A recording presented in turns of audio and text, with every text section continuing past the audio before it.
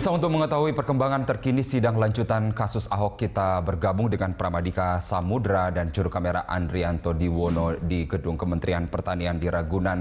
Pram, siapa saja saksi yang telah menyampaikan keterangan dalam sidang hari ini? Ya, hingga sore hari ini menjelang pukul 17 waktu Indonesia Barat telah ada satu saksi yang telah menjalani persidangan atas nama Pedri Kasman dan satu orang lagi atas nama Irene Handono masih menjalani pemeriksaan. Di dalam ruang sidang, Irene dicecar oleh kuasa hukum terkait dengan latar belakang dan juga riwayat hidupnya, dan ia juga ditanya oleh kuasa hukum mendapatkan video pidato Basuki Cahayapurnama dari mana, dan dari pernyataan di persidangan Irene mengatakan bahwa ia mengetahui adanya video tersebut dari sosial media dan ia fokus pada 13 detik pidato Ahok yang mengenai surat Al-Maidah 51, dan selain itu Irene juga mengatakan bahwa sebagai muslimah ia merasa tersinggung dengan adanya ucapan dari Gubernur DKI Jakarta Basuki Cahayapurnama nonaktif, yaitu Ahok, di mana ia mengatakan bahwa ya, sepertinya pemirsa, di belakang kami saat ini sesaat lagi akan ada konferensi pers oleh kuasa hukum Humphrey dan juga kuasa hukum lainnya. Kita langsung saja ke konferensi yang akan dilaksanakan. Yang ada dulu aja. Bisa mulai sekarang? Bisa, siap. Udah ya? Saya mulai dulu, ntar Ibu tambahin dulu. Ya, nanti Bapak. Kalau saya nggak perlu tambahin, nggak usah. Udah? Udah? Bentar, belum. Bentar, Pak, tunggu, Pak. Tahan dulu, Pak. Sama tunduk dulu. Tunggu, Pak. Siap. Dikit lagi. Udah? Lagi, Pak, dikit lagi, ya. Udah ya? Ya, begini. Jadi gini teman-teman pers, karena teman pers nggak bisa masuk, ya kita mau menyampaikan hasil pemeriksaan saksi yang namanya Ibu Irene Handono. Nah, apa yang terjadi pada saat Ibu Irene Handono ini memberikan keterangannya? Nah, keterangannya itu jelas banyak keterangan yang bersifat palsu dan juga fitnah. Contohnya adalah dia menyatakan bahwa Pak Ahok waktu menjadi gubernur itu merobohkan masjid. Pak Ahok bilang, masjid mana yang saya robohkan? Ya, kalau ya ada masjid yang dikatakan waktu yang di Marunda itu bukan dirobohkan, itu mau dibangun kembali. Bagaimana saya merobohkan masjid, padahal saya membangun sekian banyak masjid? Ya, jadi apa yang saudara saksi bilangkan ini adalah bohong, ya, dan fitnah. Itu satu. Kedua, katanya bahwa Pak Ahok ini pada waktu menjadi gubernur itu tidak membolehkan untuk dilakukan kegiatan keagamaan di sekitar Monas, ya, untuk kalangan umat Islam. Tetapi untuk kegiatan Paskah untuk orang Kristen diperbolehkan. Pak Ahok bilang, saya tidak pernah membolehkan kegiatan-kegiatan dari agama manapun juga karena memang sesuai peraturan, ya, bahwa Monas itu hanya untuk acara kenegaraan, ya. Kalau untuk tempat lain itu udah ada untuk kepentingan-kepentingan tertentu dan tidak pernah ada larangan, ya, untuk keagamaan tertentu. Jadi ini pun juga fitnah untuk itu. Dan juga berkaitan juga, ya, mengenai katanya pada hari tertentu Jumat itu tidak boleh memakai pakaian-pakaian keagamaan, ya, Muslim, ya, seperti pakaian jilbab. Pak Ahok bilang tidak benar itu. Sampai saat ini juga bebas semua sekolah, ya, madrasah memakai pakaian Muslim untuk itu.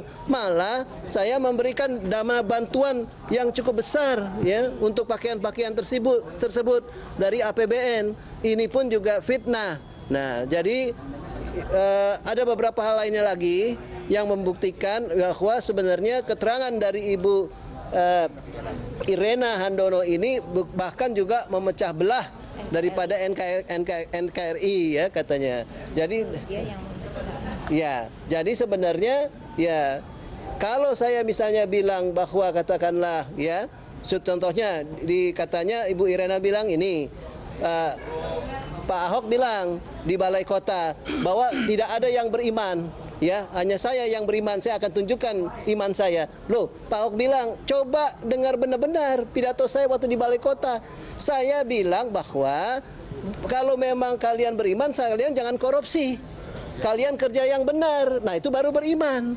Tapi kalau ngaku beriman kalian korupsi, kalian kerja nggak benar, bagaimana kalian bisa bilang beriman? Nah, lihat keseluruhan apa yang saya kemukakan. Jangan sepotong-sepotong menurut penafsirannya. Jadi jangan bilang saya memecah belah NKRI segala macam.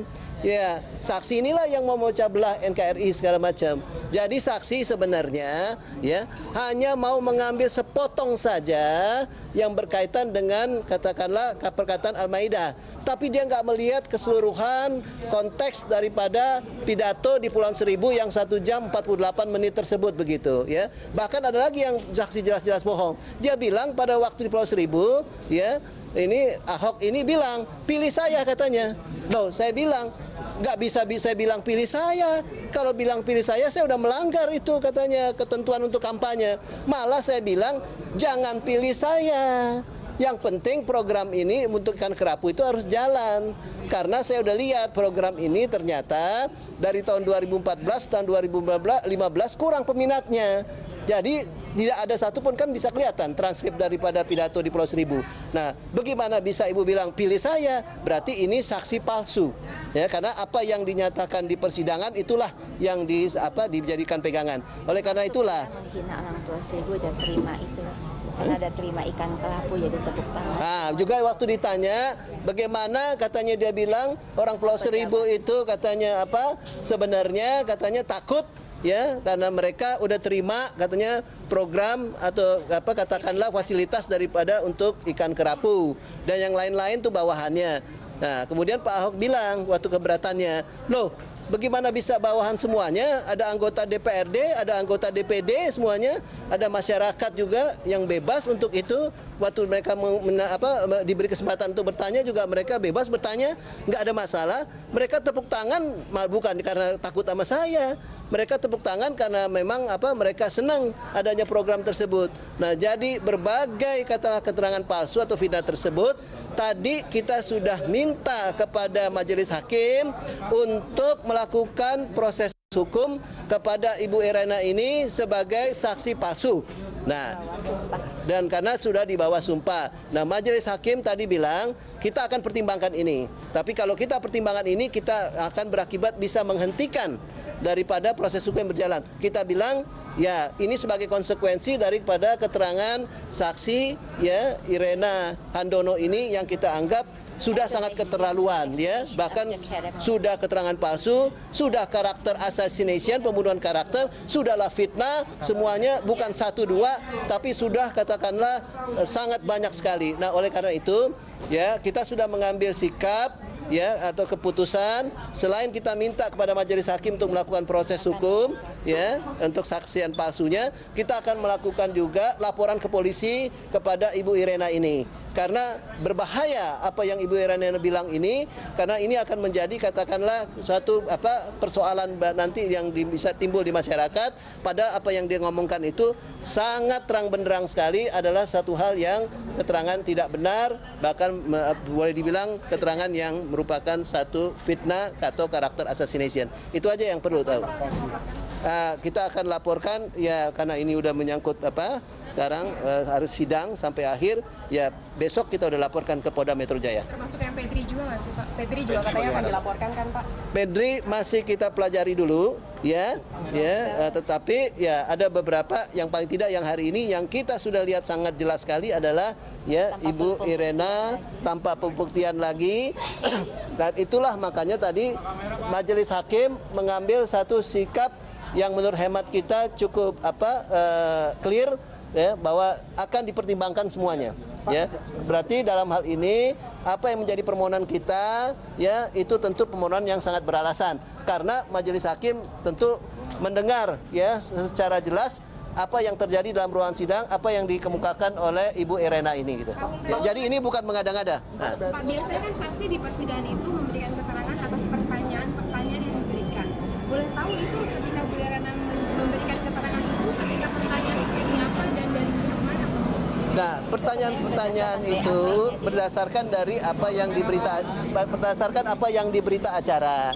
Ya, contohnya tadi ditanyakan, ini satu contoh, yaitu mengenai bagaimana sikap dari orang Kepulauan Seribu yang pada waktu itu hadir. Oh, mereka itu tertekan, ya. Mereka itu sebenarnya ya tidak bisa mengutarakan yang sebenarnya, perasaan mereka yang menganggap bahwa itu ada penodaan agama.